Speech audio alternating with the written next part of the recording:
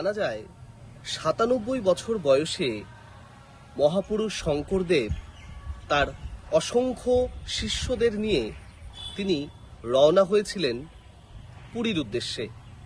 সালটা আনুমানিক ১৫৫০ খ্রিস্টাব্দ।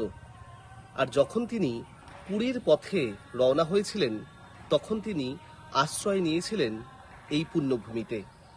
আর এই মহাপুরুষ যখন তার শিষ্যদের সঙ্গে শ্রীকৃষ্ণের লীলা কীর্তন নিয়ে তিনি শিষ্যদের মাঝে আলোচনা করছিলেন, তখন গাছ থেকে তিনি মধু পেড়ে খাইয়েছিলেন তার শিষ্যদের। আর সেই থেকেই কোচবিহারের এই চন্দনচৌড়া গ্রামের নাম হয়েছে মধুপুর।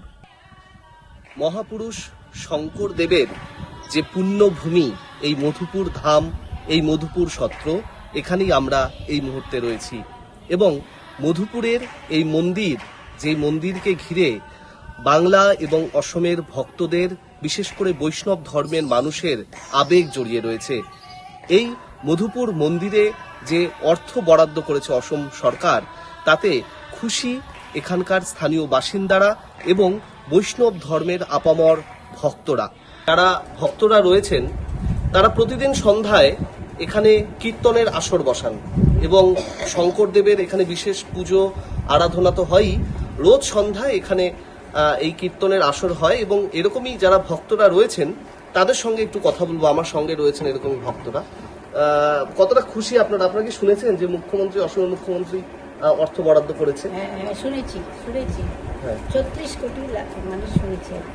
আমাদের এই মধুপুর এবং আরো ছত্র আছে সেগুলোর জন্য আর কি। মধুপুরে মেন আমাদের মধুপুরের জন্য সেকশনটা হয়েছে আর কি। আর এখান থেকে তখন মধুপুর কি কি প্রয়োজন ছিল মনে হয় যে প্রয়োজনগুলো মিটবে এবার এই অর্থ বরাদ্দ? এটা যে ঘরটা ভালো করতে হবে, জল পড়ে যে সেগুলো টিন দিয়ে, তারপরে মাঠটা ভালো করতে হবে, মাঠটা জল মাঠটা সম্পূর্ণ করতে হবে ঢালাই করে।